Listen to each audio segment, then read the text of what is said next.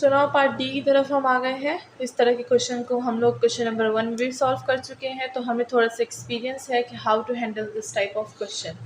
सबसे पहले तो हम लोग क्या कर लेंगे, अपना वही पुराना काम लिमिट अप्लाई कर लेंगे एंड देन हमारे पास 5/2 पावर x डिवाइड ई की पावर ऑफ x। ठीक है।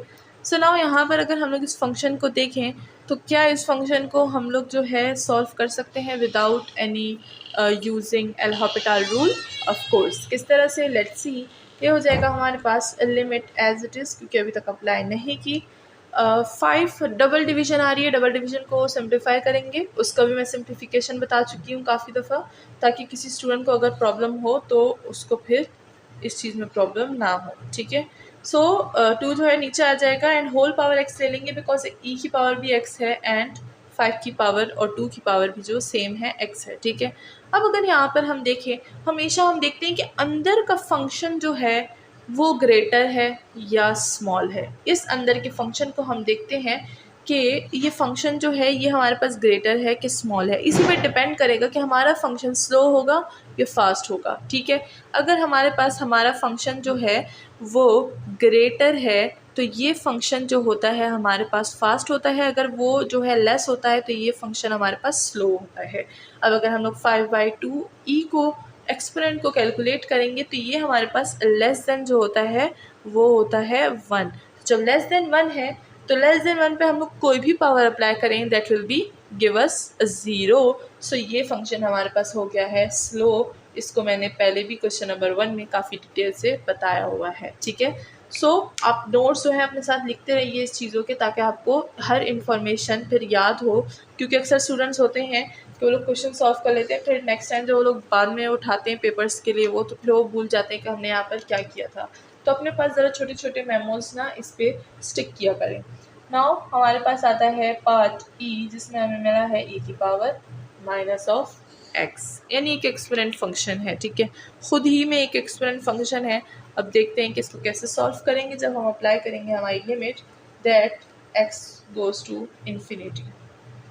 ई की power minus of x and e की पावर ऑफ x हमारा जो है अपना, यहाँ पर हमने लिख दिया। अब अगर हम नेगेटिव पावर को देखें नीचे आएगी तो क्या हो जाएगी, पॉजिटिव हो जाएगी। सो ये हो जाएगा हमारे पास limit x goes to infinity 1/e की पावर ऑफ x e की पावर ऑफ x, यानी हम इसको लिख सकते हैं कि limit x goes to infinity 1/e की पावर ऑफ 2x।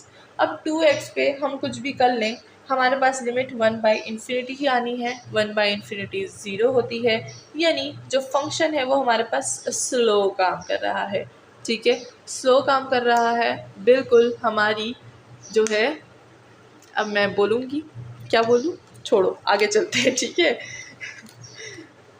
आगे बढ़ते हैं। ये हो गया है हमारे पास हमारा पार्ट ई था। नाउ चलते हैं पार्ट एफ की तरफ। ठीक है। सो पार्ट एफ की तरफ, यहाँ पर जो है पार्ट एफ में हमें गिवन है एक्स ई की पावर ऑफ एक्स। स्लो काम कर रहा था वो मैं बोलने वाली थी कि हमारी गवर्नमेंट की तरह स्लो काम करता है। ठीक है।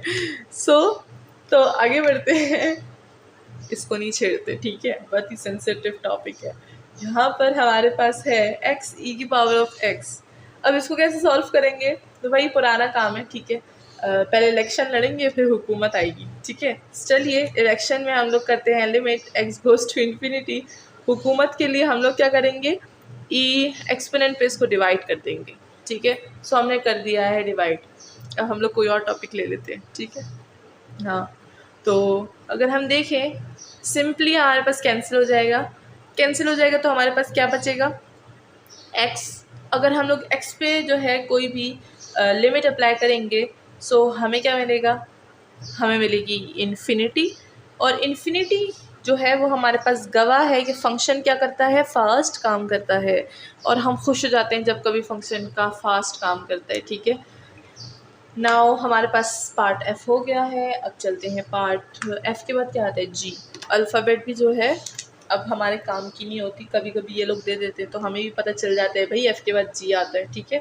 सो जी में है हमारे पास ई की power cos of x. Now हमारे पास एक्सपोनेंट फंक्शन प्लस वो ट्रिग्नोमेट्रिक फंक्शन आ गया है। ठीक है। सो अब देखते हैं कि इसको कैसे सॉल्व करेंगे। जी फंक्शन है हमारे पास, अगर हम इसको देखें तो यहाँ पर हम अप्लाई करेंगे हमारा the great sandwich theorem. Sandwich theorem जो कि सैंडविच की 3 लेयर्स होती है, जिसको खाने में बहुत ही मज़ा आता है। और अब चल रहा है रोज़ा, तो हम खाने की बात नहीं करेंगे, क्योंकि अगर रोज़ेदार देख रहे हो तो उनको खाने का दिल करेगा। ठीक है, चलिए ये हो जाएगा हमारे पास e की पावर कॉज ऑफ x। अगर यहाँ पर हम अप्लाई करें हमारी रिवायती limit x goes to infinity e की power cos of x by e की पावर ऑफ x। सो यहाँ पर हमने क्या करना है, इसको सॉल्व कर देना है with sandwich theorem. Sandwich theorem की जो है मैं वीडियो को प्लेलिस्ट में ऐड कर चुकी हूँ, तो अगर किसी को नहीं पता कि how to solve sandwich theorem तो वो वहाँ पर देख सकते हैं। सैंडविच थ्योरम की बारी आती है। ठीक है, सैंडविच की स्पेलिंग गलत लिखी मैंने, WICH सैंडविच। ठीक है, तो सैंडविच थ्योरम होता है, हमेशा 3 लेयर होती है। सबसे पहले हम लोग अपने ट्रिग्नोमेट्रिक फंक्शन को देख लेंगे कि ट्रिग्नोमेट्रिक फंक्शन हमारे पास क्या है, वो है हमारे पास कॉस। ठीक है, सो अगर हम लोग कॉस की जो है लिमिट्स को चेक करें तो कॉस की लिमिट्स हमारे पास -1 to 1 आती है।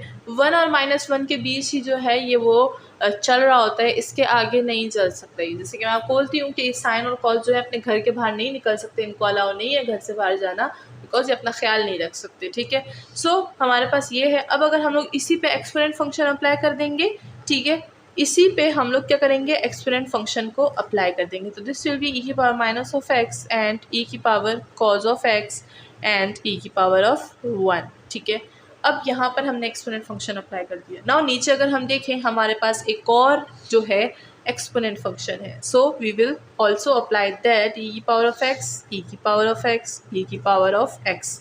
तो क्या हमने इस फंक्शन को अप्लाई किया विद सैंडविच थ्योरम। देखिए शक्ल बिल्कुल वही आ रही है, बस हमारे पास यहाँ पर 2 जो है एक्स्ट्रा लिमिट्स आ गई है। एंड यही लिमिट्स हमें बताती है कि हमारा फंक्शन जो है वो ग्रोथ करेगा या ये जो है हमारे पास स्लो हो जाएगा। ठीक है, सो अब हम इनमें से कोई एक फंक्शन लेंगे, उस पर लिमिट अप्लाई कर देंगे। ठीक है, तो ये वाला फंक्शन ले लेते हैं, इस पर लिमिट अप्लाई कर लेते हैं। ये हो जाएगा हमारे पास limit x goes to infinity e की पावर ऑफ -1 एंड e की पावर ऑफ x। तो अगर हम लोग इस पर लिमिट अप्लाई करेंगे सो हमारे पास 0 आ जाएगा। ठीक है, सो ये तो हमारे पास 0 हो गया। नाउ अगर हम लोग अपना दूसरा फंक्शन देखें, ये वाला, ठीक है, सो ये हो जाएगा हमारे पास limit x goes to infinity e की पावर 1 बाई e की पावर ऑफ x। तो ये भी हमें क्या देगा, ये भी हमें देगा 0। तो दोनों हमें 0 दे रहा है, और 0 का मतलब क्या होता है कि एक फंक्शन जो है वो स्लो काम कर रहा है। तो जब दोनों 0 दे रहे हैं तो इसका मतलब है कि e की power cos x and e की पावर ऑफ x भी हमें 0 दे रहा है। जब ये दोनों फंक्शन जो चीज़ हमें देते हैं वही चीज़ जो है हमें बीच वाला फंक्शन भी देता है। एंड इसकी सिंप्लीफिकेशन के लिए हम सैंडविच थ्योरम यूज़ करते हैं, बिकॉज एज इट इज़ हम इसको सॉल्व नहीं कर सकते। ठीक है, सो ये तो हो गया है हमारा काम तमाम। जब 0 आ गया है तो हमें पता चल गया है कि ये फंक्शन जो है ये स्लो है। ठीक है, सो ये हो गया ख़त्म। नाउ चलते हैं सेकेंड पार्ट की तरफ। ये है हमारे पास पार्ट। g के बाद क्या आता है, g के बाद आता है h, जिसमें हमें गिवन है e की power x minus of 1। So again limit